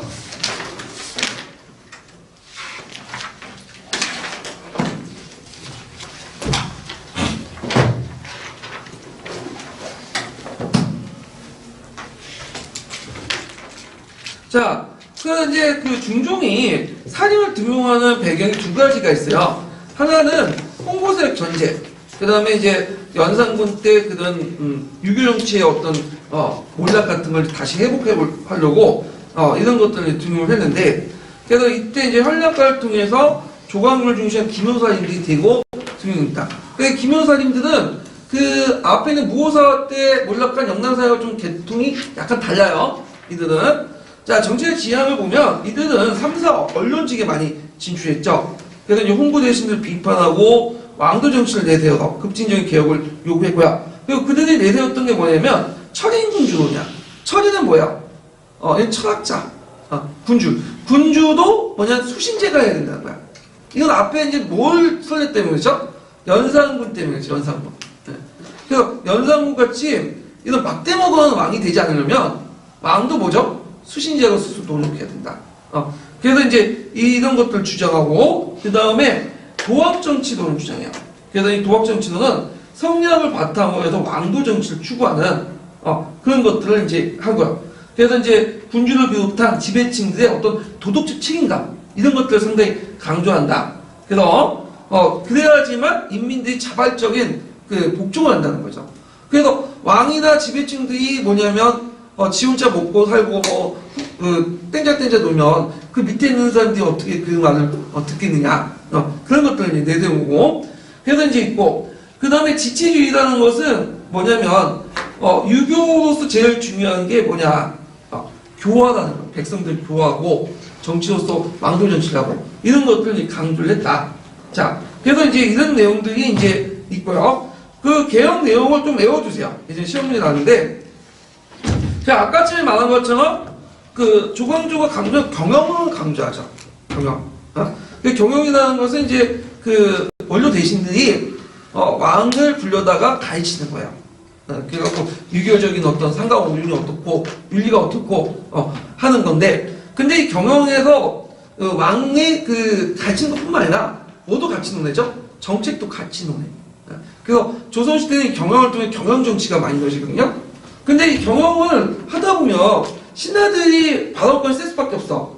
왜냐면 왕이 아무리 공부를 해도 신하들 못 당해요. 유교 윤리로서. 왜 그럴까요? 신하들은 어릴 때부터 가보시험 거쳐서 사소국을 달다 외우고 다녔죠. 그러니까 이제 왕이 거의 듣는 자리야. 그러니까 이거 듣기 싫은 사람도 있겠죠. 왕 중에. 그래서 그 대표적인 사람이 누구야? 세조나 연산군. 그런 사람들 경영 안 좋아했어. 폐지시키고. 근데 오히려 경영을 되게 좋아했던 그 왕이 있었어요. 누구냐면 그 영조죠. 영조. 영조는 거꾸로 누굴 가르쳤어? 신하들을 가르쳤어. 그래서 영조는 1000몇 회 정도, 1800회인가? 그러니까 이 사람 밥만 먹고 막 경영하는 거야. 그래서 신하들 불러놓고 가르치고. 그러니까 이 영조가 상당히 뛰어난 사람인데 뭐냐면 유교적 지식이 박학해요. 그러니까 이 사람이 이제 정통성이 좀 없잖아요. 그런데도 불구하고 이 40년 동안 통치를 하고 나름대로 성장을 했던 것은 뭐냐면 말빨로 그냥 신하들을 죽여놓는 거죠. 요번에 보니까 대선 토론한 거 있잖아요. 그래서 말빨이 있으니까 그 상대를 못하는 거야. 하여튼 뭐 이런 것들. 자, 근데 조광조 같은 경우에는 이제 뭐냐면 경영을 강조했던 거는 뭐냐면 아까 얘기한 것처럼 중종이라는 사람이 그 왕이 되고자 해서 왕이 됐던 사람이 아니죠. 떠밀려서 왕이 됐던 사람이 아니야. 그러니까 세력 교육을 못 받았다. 그래서 이 사람을 제대로 교육을 왕다운 왕을 시키려면 경영해야 된다고 해서 꼭 맨날 경영해. 근데 이 경영하다 보면 잔소리부터 시작해갖고 막 비난하고 하니까 이 중종이 좋아하겠어요? 안 좋아하죠. 처음엔 좋게 봤는데 나중에 실증이 나게 돼. 이런 것들이 있고, 그 다음에 방납패단을 지적하고 항역보급을 이제 하게 되죠. 항역보급, 뭐 소격서 폐지, 그 다음에 이제 기신제 폐지 등등을 이제 해갖고 이단이라고 배척을 하고, 그 다음에 문무배양, 내수사 정리 폐지. 내수사는 이제 뭐 하는 기관이냐면 예전에 이제 원래 왕은 재산을 못 갖게 돼 있죠. 근데 세조 때부터 내수사를 만들어가지고 왕실 재산을 형성하게 돼요. 근데 이제 내수사에서 뭐냐 한간을 시켜서 장리가 뭐야 이자, 고이자 있죠. 지금 거죠. 고리도 이렇게 빌려주고 해서 사회적 문제가 되기 때문에 이것도 폐지시키자. 그 다음에 자기 이제 한총사의 이제 학대를 위해서 주자간이나 소학보급 이런 것들을 이제 하게 되고 학역보급 운동도 이제 같이 이제 연결시켜서 보시면 돼요. 그래서 이제 이걸 통해서 한총사의 성리학적 유교 질서를 널리 보급하려고 했어요. 그래서 예전에 어떤 기준이 나왔냐면 성리학적 유교 질서 보급과 관련된 것들을 중에 그러니까 조항조 개혁 중에 성리학적 유교 질서 관련된 것들 한 3-4가지 써. 그 내용이 나왔거든요. 요거 외워서 쓰시면 돼요. 요거 구특강이 있는데 근데 여기에서 또 하나 문제 나온 게 또 뭐죠? 항약보급 운동이죠. 이거는 나중에 좀 얘기할 텐데 요때 조광조가 보급하려는 항약보급 운동은 국가 중심이에요? 민간 중심이에요? 국가 중심이죠. 사족 항약이 아니라 수용 중심의 항약이야. 그래서 이것도 조광조가 이제 나쁜 건 좀 알고는 있었어. 그래서 전국적으로 일괄적으로 항약을 국가 중심으로 보급하는 게 한계가 있다는 걸 좀 인식은 하고 있었어. 네. 그렇지만 이제 이런 것들이 국가 중심으로 보급이 돼 있었다. 그 예전에 한번 시험 문제 나왔어요. 그래서 요거와 관련된 건 나중에 항약할 때 더 얘기를 할게요. 요 부분은. 자, 그 다음에 군전제와 한전난을 통해서 그 당시 이제 토지 집중 완화를 하려고 했다. 예. 그래갖고 이제 주대 전정제 그대로 시행하기 어려우니까 우선 전체 토지 인구에 나눠서 결단이 똑같이 분배해서 10분의 1을 걷는 군전을実施했고 또 한편으로는 군전론 시행도 어려우니까 10개월의 토지 제한을 하는 한전론을 이제 시행을 주장만 했지 실행을 못했고요. 예. 그 다음에 몰락은 아까 얘기한 것처럼 이혼 삭제 문제 때문에 그렇죠? 그래서 몰락을 해갖고 그 당시 혼신 등의 대대적 반격을 통해서 기묘사가 발생됐고 그때 내걸던 이유가 분당을 결성한다. 이게 아마 예전 시험 문제 나왔던 거야. 그래서 이때 분당은 긍정적이에요, 부정적이에요? 부정적인 인식을 이제 바탕으로 이제 이해한 거죠. 예. 그래서 몰락을 했는데, 아까 얘기했죠. 이렇게 몰락을 해도 중종 말년에 다시 복귀가 돼요. 그래서 사임새 다시 등용이 되거든요. 예. 그래서 이제 이런 내용들 좀 기억을 해두시면 되고, 그 위에 있는 사례는 이제 뭐와 관련된 거냐면, 현란가와 관련된 거예요, 현란가. 예. 과거 시험을 통해서 많은 자기 인재들을 등용하기 힘드니까, 일종의 면접 시험이 이제 일종의 현란가를 해가지고 추천을 받아갖고 간단한 시험을 거쳐가지고 통과시키는 현란가를 통해서 이제 자기 세력들 이제 육성시키려고 했다 이런 것들 좀 기억을 해두시면 되고 자 그 다음에 뒤에 넘어가서 항약을 보죠. 항약. 자 이 항약과 소원은 살인들의 어떤 학대 과정과 연결되어 있어요. 네. 그래서 이제 보통 우리가 이제 성리학이 발달되고 성리학을 통해서 사대부들이 성리학을 학교사에 널리 보급하려고 했잖아요. 그래서 그때 보급수단으로서 2가지가 있는데 뭐냐면 서원과 한약이야. 근데 이거는 우리나라뿐만 아니라 중국도 똑같아요. 중국도 보면 송나라 때 성리학이 형성되고 널리 학교사에 보급하는 그 과정에서 큰 역할을 했던 게 서원과 한약이거든요. 예. 그래서 동아시아 교과서를 읽으면 그게 나와요. 그래서 보면 중국의 역사를 딱 보면 우리나라 역사가 보여. 왜냐면 중국 거 그대로 뺏겼으니까. 예. 좀 약간 사대적인 좀 사고방식인데 어쩔 수 없어. 그게 보여요. 그게. 예. 그래서 중국사를 공부하는 것도 괜찮을 것 같아요. 우리나라 역사를 공부하는 거. 지금 미국의 역사를 보면 우리나라 역사가 보이잖아. 그렇죠? 미국의 시스템 그대로 이식하잖아. 그것처럼 정근대는 중국의 시스템이 그대로 우리나라 이식되는 그런 영상들이 보이는데 자 그러면 이제 관련된 통론 내용을 한번 읽고 넘어갈게요. 307페이지 보세요.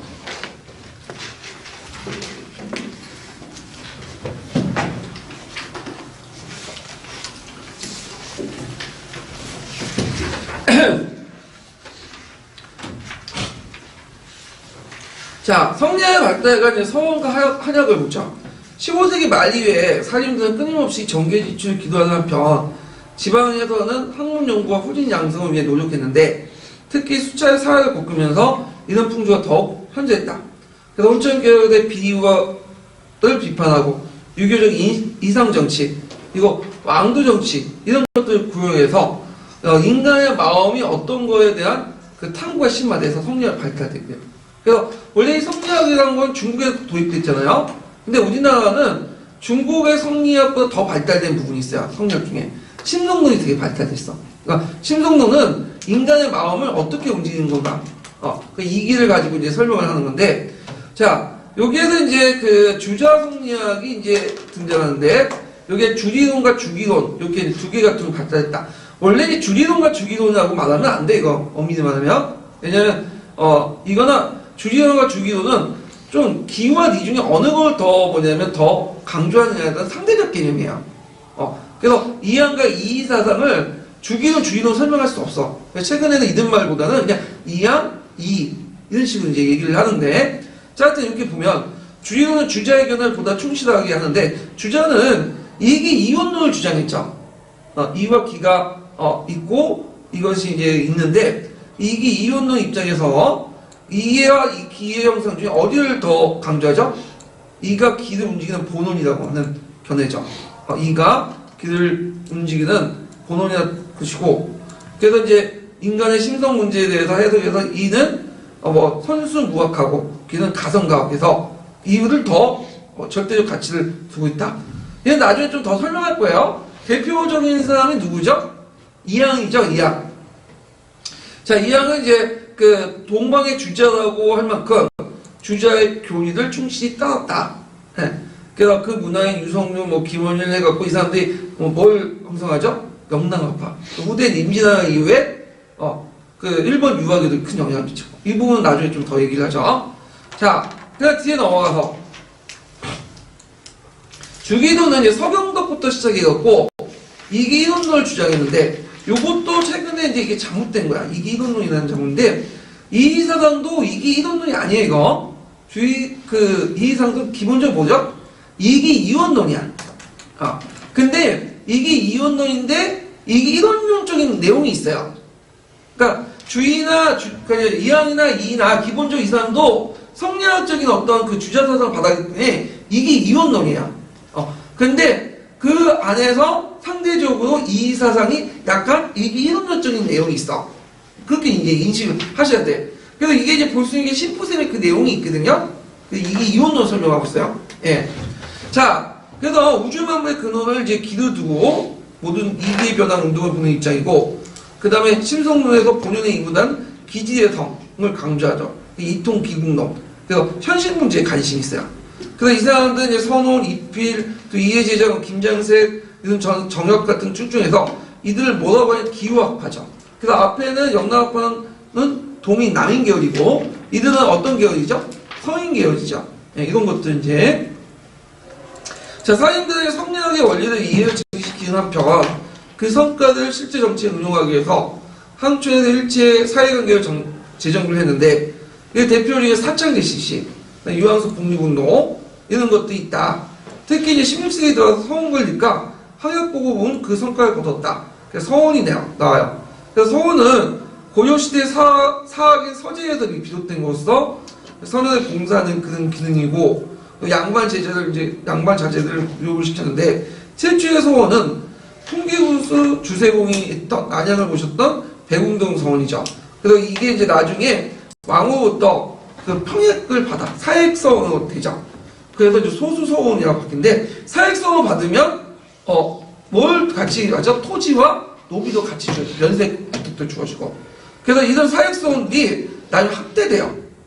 그래서 이제 이 사액서원들은 국가로부터 서적, 노비, 토지들 지급뿐만 아니라 면세, 면역특권까지 있었으며, 가나긴 한교를 학문에서뿐만 아니라 세력과 권위를 능가했다. 그리고 서원을 중심으로 해서 이제 그 서원이 어떤 역할을 하는 걸 쭉 나오는데, 서원이 지방에서 중소지식층들의 지식인화를 촉진시켰고, 성리학적인 어떤 윤리를 보급시켜서, 그래서 사림의 학들을 재생산했으며, 이들이 정치여우 집단을 형성했고, 그래서 이들이 서원에서 형성된 정치 요직단들이 그 과거에 합격한 서원 출신들의 그 자들 통해서 중앙 정치로 이렇게 올라가게 되죠. 영웅이. 그래서 분단 정치에 접원시키는 기능을 하는데 큰 역할을 했다.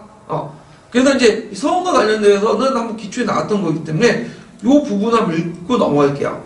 요 마지막 달 서원은 부터해서 크게 기여했다까지 한번 읽어보죠. 예. 서원은 그 시대 미래의 사업인 서재의 소년을 봉사하는 선교를 기반한 곳으로서 주로 명유 선배 연구지에 세워져 그 지방의 양반자들을 교육하였다. 최초의 서원은 1543년 풍기군수 주세공이 안양을 모시기 위해 세운 백운동서원이며 이것이 뒤에 이 지방의 군수로 부임한 이왕의 주청에 의해서 맹국으로부터 소수서원이라는 편액을 나사받아 소위 사회서원 유시가 되었다. 이때부터 서원에 걸리건 지방의 유력한 양반들 사이에서 유행하여 선조대에는 사회서원만 해도 전국에 100개가 넘을 정도이다. 이들 사회서원은 국가로부터 토적, 로비, 토지를 지급받을 뿐 아니라 면세, 면역의 특권까지 누렸으므로 관악의 행위를 학문에서만이 아니라 세력과 권위면에서도 능가하였다. 또한 서원은 지방에서 중소지주층의 지식인을 촉진시키고 사대의 확대 재생산을 가능케 함으로써 이들이 정치 여론 집단을 형성하고 훗날 국내 정치 절변으로 기능할 수 있도록 하는데 크게 기여하였다. 자, 그 다음에 뒤에 넘어가서 자, 그 다음에 나온 것이 뭐냐면 이제 항약보금운동이에요. 그래서 항촌의 사회관계를 재정비하고 항촌의 안정을 기하고자 산인파들이 그 중종 때 이후부터 항약보금운동을 펼치게 되는데 그때 이제 그 훈족대 대민수단을 위한 지방 통제수단으로 이용됐던 경제소 유황소의 철폐를 주장하면서 그 대안으로 항약보금운동을 제안했던 거예요. 그러니까 처음에는 유황소를 보호하려고 했던데 유황소가 잘 안 되니까 항약보금운동으로 이제 바뀌었다. 그래서 여기 이제 항약에 4개가 있죠. 덕목, 덕업상군, 상견, 그 다음에 가시상규, 예습상규, 항당사유인데 요거 배울 필요 없을 것 같은데 도덕 윤리 시간에 나올 것 같은데 하여튼 이런 것도 있었다 이렇게 보시면 되고 그래서 이 한약을 통해서 이제 훈촉의 비리를 배제하고 당시에 소농민이나 유망도를 방지하고 항촌사의 근본적인 안정을 달성하고자 했다. 그래서 중종 때 이제 조광조가 처음 이들을 보급하려다가 기묘사에 일단 실패했죠. 이때 조광조가 보급하려는 한약은 어떤 한약이었어요? 국가 중심의 수용한 한약이었죠. 예. 그래서 이제 있다가 그 뒤에 이제 산인들에 의해서 개별적으로 시행인데 이걸 통해서 이제 그 지방에 맞는 한약들을 보급하려고 했고 이게 선조 때 이르러서 이제 보급이 돼요. 그 대표적인 이제 개별 한약을 주장했던 사람이 누구냐면 이이죠. 이 해주 한약 같은 그런 것들이죠. 그래서 이러한 한약을 통해서 자치제 시절은 신분과의 대립을 제지 양반의 대농민 통제로서 조절해 나간다는 입장에서 구상된 것으로 이를 통해 지방사회의 농민 지배층이 한층 강화되었다. 그래서 사림의 정치적, 사회적 지위도 그만큼 견고해졌으며 서울을 통한 사림의 결승 및 재생산과 함께 수차의 사회에도 불구하고 사림이 계속 성장의 원동이 되었다. 자, 이거 한약에 대한 어떤 그 영향, 이와 관련된 내용도 있어요. 자, 그러면 그 관련된 내용도 이제 예전 기초에 나왔기 때문에 한약 관련된 내용이 한번 읽어볼게요. 항촌에서부터 한번 읽어볼까요? 향촌에서의 사회관계를 재정비하고 향촌의 안정을 기하려는 살인파의 노력이 보다 적극적으로 표출된 것은 중종 때 이후의 향약 보급운동이었다. 당시 경제 변동에 편승한 훈척 계열의 비리 행위에 직면한 살인들은 훈척들의 대민 수탈을 위한 지방 통제 수단으로 이용되던 경제소, 유향소 등의 철폐를 주장하면서 그 대안으로서 향약의 보급을 제안하였던 것이다. 이는 덕업상권, 과실상규, 예속상교, 환난상효 등의 유교윤리를 향촌사회의 자치조직 속에서 실천함으로써 훈척의 비리를 배제하고 당시 소농민층의 유망을 방지하여 향촌의 근본적인 안정을 달성하고자 하는 것이었다.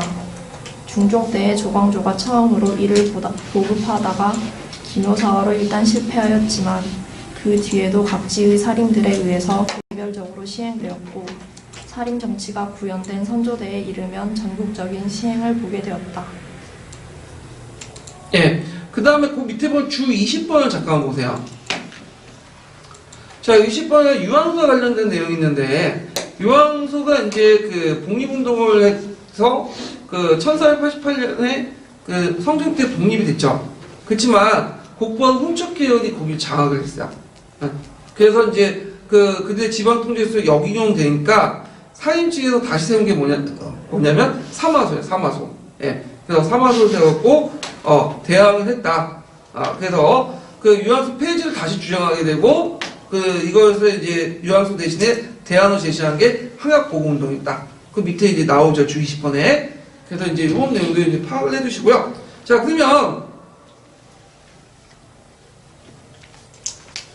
항약 이제 내용 테마 12번 넘어갈게요. 8편.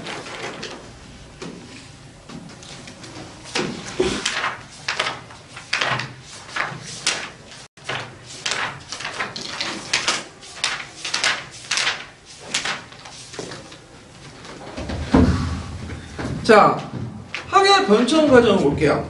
자, 항약이라는 것은 뭐냐면 조선시대 때 양반 지배층들이 유교사상 기초에 만든 지방행정 자치적인 말단 조직과 규약을 항약이라고 해요. 예. 그래서 이제 이 항약은 중국에서 왔죠. 그래서 중국에서 이제 보면 그 여시한약이 있어요. 여시한약. 여대교의 여시한약을 나중에 이제 주자가 보고 거기에다 주를 갖다 붙였어. 이게 주자 증손 여시한약이거든요. 그래서 보통 이제 그 한약은 우리나라 들어온 한약은 주자 증손 여시한약을 바탕으로 해서 이제 널리 보급이 된 거예요. 자, 그러면 이제 항약 변천 과정이 이제 09년 기출 문제 나왔고, 그 다음에 그 초창기 때 항약 보급 과정이 또 12년 기출 문제 나왔던 건데, 첫 번째 경우는 이제 뭐와 관련된 거냐면, 이거는 그 군현한약과 독립한약의 구분, 항약 주체와 관련된 내용이에요. 그래서 항약 주체와 관련된 내용은 어디에 자세히 적혀있냐면 그 한국사 길라잡이에 나와 있거든요. 그래서 그 한국사 길라잡이에 보면 실행 주체 구분에 따라서 뭐로 나누냐면 사족한약, 주현한약, 독립한약 이렇게 나와요. 그럼 이제 내용을 좀 볼게요. 한약도 이제 군현 단위의 큰 한약이 있고 그 밑에 이제 마을 단위의 독립한약이 있어. 예. 그래서 16세기 보면 군현 단위의 그 항약을 보면 원래는 이제 그 초창기 조광조 때는 항약보호운동을 누가 주도를 했죠? 수령이 주도를 했죠. 그래서 수령한약이 이제 주연한약이 이제 했는데 이게 이제 뭐냐면 조광조가 몰락하면서 실패를 하게 돼요. 그리고 조광조가 이때 이거에 대해서 상당히 비판적인 거야. 자기가 주도를 하더라도 원래 항약의 취지에 맞지 않는다. 그래서 이제 있는데 그러면서 나중에 이제 그 사림들이 집권하면서 이런 그 뭐냐면 국가가 주도하는 게 아니라 지방의 사림들이 주도하는 그 항약으로 바뀌게 돼요. 그래서 이인을 중심으로 해서 이건 좀 뒤에 얘기할 텐데 이게 뭐냐면 사족항약이에요. 그래서 이제 유황소를 중심으로 해서 이제 사족항약을 하게 되는데 이때 이제 유황소가 이름이 뭘로 바뀌죠? 항약을 주도했던 향초가 바뀌죠. 그래서 유황소 항해를 열고 이렇게 이제 사족항약을 주도를 했다. 그래서 거기에 이제 향규와 향황을 작성한다. 그 항규는 항약의 규범이야. 그 항화는 그 항약의 사족항에 참여하는 명단이죠. 그래서 이 항안이 상당히 중요한 게 뭐냐면 조선 후기 때 나름대로 지방에서 양반계로 이제 양반으로 인정받으려면 두 가지가 있어야 돼요. 하나가 항교의 사색생 명단이었던 청금동, 또 이 하나는 항안이죠. 두 개가 있어야지 지방 그 양반으로서 인정받게 되는데 그 양나라의 이제 성리학적 가치관이 일반화되면서 사족항약이 이제 등장하죠. 그러니까 주도를 이제 계속 이어지는데 이때는 이제 그 지방 여론을 주도를 하게 돼요. 그래서 이들을 중심으로 해서 성리학적 가치관이 확대돼, 강화되고. 그래서 양난 이후에 이제 사회 질서가 무너지잖아. 신분제도 무너지고 여러 가지 질서가 무너지니까 그 양반들이 이제 위기의식을 느낀 거잖아요. 그러다 보니까 이제 지방에서 항약을 통해서 성리학적 가치관을 확대시키면서 그 뭐냐면 주도하려고 했다. 그래서 황촌샷이 회복하려고 했던 거죠.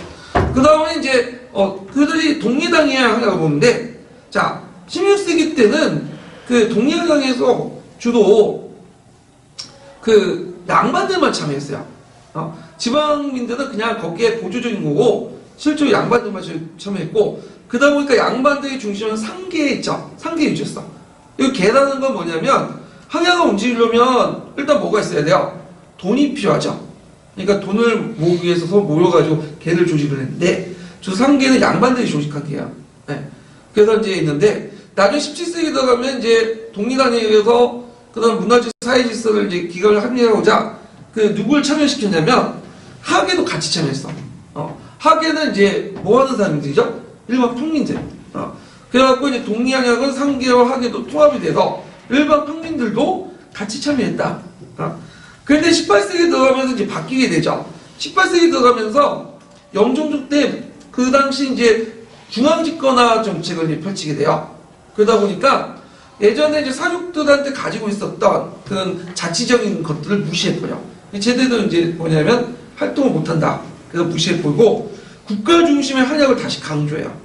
그래가지고 이제 그 오가작 특보나 명리자강화 등 국가 권력 강화하면서 국가 중심의 어떤 한약, 그러니까 수정 한약이 이제 강조되기 시작해. 그러면서 그때 일어났던 그 한약의 주도권이 그 주연의 주도권이 일어났던 것이 뭐냐면 그 유명한 뭐죠? 향전이죠. 향전이 왜 발생됐냐? 그 예전에 한번 얘기했는데 그 당시에는 작고제 아니었어요. 작고제라는 건 조선 초기 때 실시했던 건데 8개월간 한 명이 호수를 두죠. 호수를 두고 이 호수를 중심으로 해서 세금을 걷어서 그 관리에게 갖다 바치는 거야. 근데 이 호수는 되게 보면 이제 그 16세기 때 누가 담당했냐면 그 유황소의 항인들이 담당했어요. 자수별감들이. 근데 이제 나중에 이게 공동납자가 실시되니까 양반 사대부들이 예전에 내지 않았던 세금까지 같이 내거든. 그러니까 세금 부담이 많아질 거 아니야. 그러니까 이 사람들 중에 세금을 피하기 위해서는 뭐가 되는 게 좋아요? 작부지에서 호수가 되는 게 좋겠죠. 그러니까 그 유황소에 항임이 되는 게 좋잖아요. 그래서 이 항임직을 둘러싸고 그 당시 예전에 양반했던 구양가, 그 다음에 새로운 양반했던 시장 간에 돈을 주고 들어가는 시장 싸움이 일어나요. 근데 수정들은 누구 편을 들었죠? 수영은 돈이 많은 사람이 좋죠? 세금 잘 내니까. 신양 편을 들으면서 신양이 승리하게 된다. 그래서 신양이 이제 뭐냐면, 군현나라의 주도권을 장악하지만, 실제적으로는 이제 수정 밑에 통제를 받았고, 예전처럼 16세기처럼 사륙들이 그 한약을 통해서 새로운 항충사회 질서를 구축하는 걸 실패했다. 다만, 수정 밑에 들어가서 뭐 하는 거죠? 부세 자문기구로 바뀌게 되죠. 네? 자, 그 다음에 독립단위에서 이제 한약을 또 큰 변화가 일어나는데,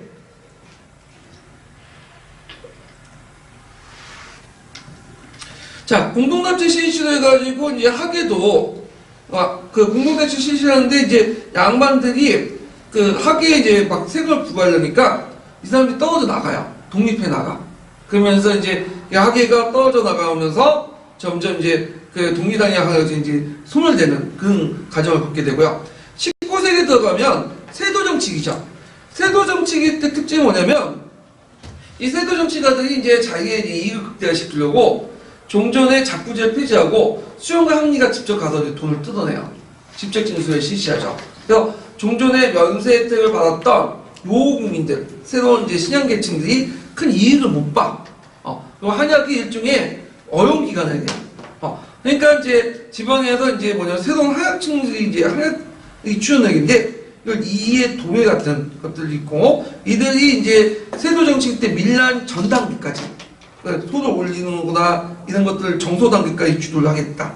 물론 이제 그 이상 넘어가면 못하죠. 이거는 이제 양반 지지층 계층이기 때문에 못하지만 자 하여튼 이런 것들이 19세기 내용이다. 항해가 어용화되고 새로운 한약들이 등장하고 요구민 중심으로 해서 그래서 요구민이 그 밀란 전까지 그걸 주도했던 그런 단계. 자, 그 다음에 구원할 때 들어가면 이제 가보개혁 때 항해조규라는 2차 가보개혁 때요. 그 항해조규나 항해 파무규정 이런 것들을 만들어갖고 일종의 지방자치를 하는 거죠. 그래서 지방주민들이 지방행정에 참여하여 지방자치 발전의 어떤 기반을 마련해서 위해서 또 한약을 이제 강조했고 일제시대 때도 또 이용했어. 한약을 신민통치 말단기구로서 이용했거든요. 왜냐하면 이제 그 일제 볼 때는 일제 입장에서 볼 때는 그 사소한 곳까지 한약 그 마을 단위의 사소한 곳까지 일본의 공권력 개입할 수 없는 거 아니에요? 예. 그러니까 이런 것들은 자발적으로 이렇게 항촌 사회에서 자발적으로 해결하는 것이 나을 것 같아서 한약을 이용을 한 거죠. 자기 어떤 발달 기구로서. 자, 그래서 이제 하나의 번전 과정을 이제 한번 얘기를 했고, 그래서 이 객관식 기출문제 때 한번 나왔고, 14년 기출문제 때 한번 문제가 나왔어요. 그거 관련돼서, 주치와 관련돼서. 그 다음에 항약 복구 과정은 이제, 이거는 중종 때 항약의 복구 과정이에요. 자, 이제 살인들이 이제 항촌사를 장악하는 과정에서, 처음에는 유황수 복류운동을 했죠? 근데 유황수 복류운동이 실패했어. 그래서 이제 항사나 항공주에 실시해갖고, 유황수에서 나름대로 백성들 교화시키려고 했지만, 훈구파들이 유황수를 장악해서 유황수와 경제소를 장악해서 항촌을 더 작지하니까 사마소를 설치하고 저항을 했고, 그리고 그 수정업주라든지 항공주의 항사를 이제 실시하는 등 했는데, 그래서 유황수 복류운동이 이제 안 되니까 대안으로서 그 항약보고운동을 한 거야. 그래서 처음에는 이 항약보고운동이 이제 경상도 지역에서만 조금 보급됐어. 김한국이라는 사람이 그 경상도 관찰사 갔다가 한번 보고를 해보니까 괜찮거든. 근데 이 김한국이 살인파 출신이에요. 그러니까 올라가고 이 조광조에 듣고 이걸 전국적으로 한번 보고를 해보자. 그래서 전국적인 보고를 실시를 했어요. 근데 이에 대해서 누가 반대했을까? 홍구파들이 반대를 한 거야. 일반 백성들은 찬성 안 한대. 그래서 홍구파들은 왜 반대하냐? 이걸 보급하면 그 뭐냐면 상하 질서가 무너진다. 그 신분제가 무너진다. 그러면서 이제 조광을 비난을 하고, 그리고 이 조광조의 항약보고운동이 좀 문제가 있었던 게 뭐냐면, 이게 수정 중심의 항약이에요. 원래 항약 자체가 그 뭐죠? 그 민간이 자주적으로 해야 되잖아. 근데 국가가 그냥 주도도 하는 거야. 하여튼 뭐 그것 때문에 이제 항약보고운동이 실패했고, 그 다음에 선조 때 들어와서 이게 또 보급이 되죠. 선조 때는 이제 주도층이 누구예요? 산인대 안전 정치권을 이제 장악을 했던데, 그래서 이제 그 두 가지 의견이 있는데, 하나 화엽이라는 사람이 전국 실시는, 그래서 앞에 이제 조광조의 이제 그 수정항약처럼 그 중앙정부의 지도 아래서 똑같은 방식으로 해야 된다.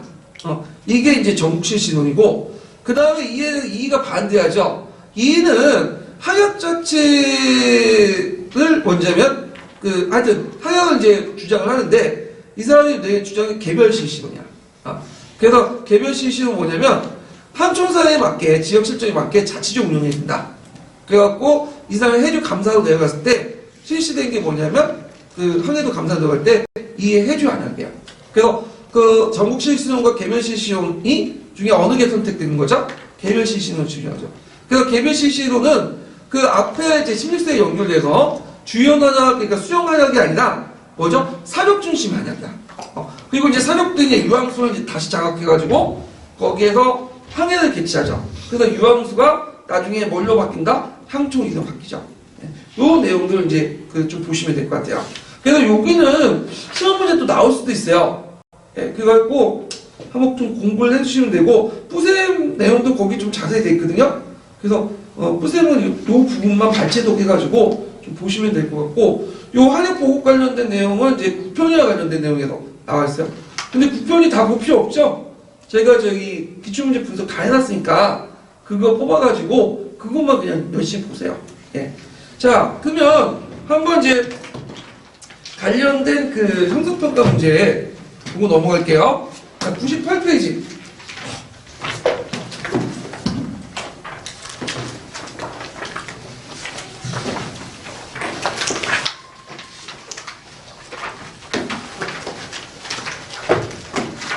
아, 98페이지 28번.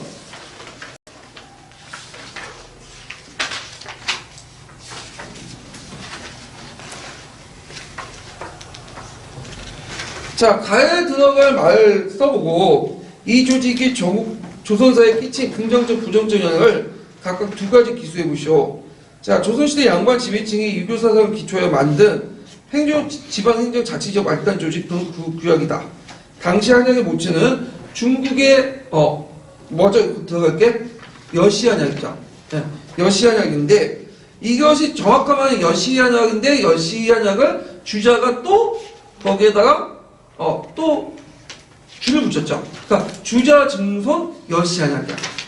이것이 이제 그 뭐냐면 우리나라에 보급된 거죠. 그러면 한약의 이제 긍정적인 이제 영향을 뭐냐? 그 유교적 도덕방향하고 뭐 지방자치 정신을 이끌어주고.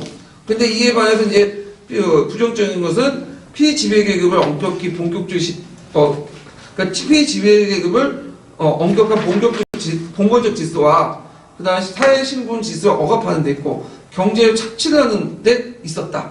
그래서 한양은 초창기 때는 홍보 세력들의 착취를 보호하는 데 있어요. 그렇기 때문에 일반 백성들의 어떤 지지를 받았던 거야. 근데 시간이 지나면서 상인들이 정권을 이제 차지하고 장악하는 과정에서 오히려 백성들을 수탈하는 기구로 바뀌게 된 거죠. 네, 이런 것들을 이제 파악해 두시면 될 것 같아요.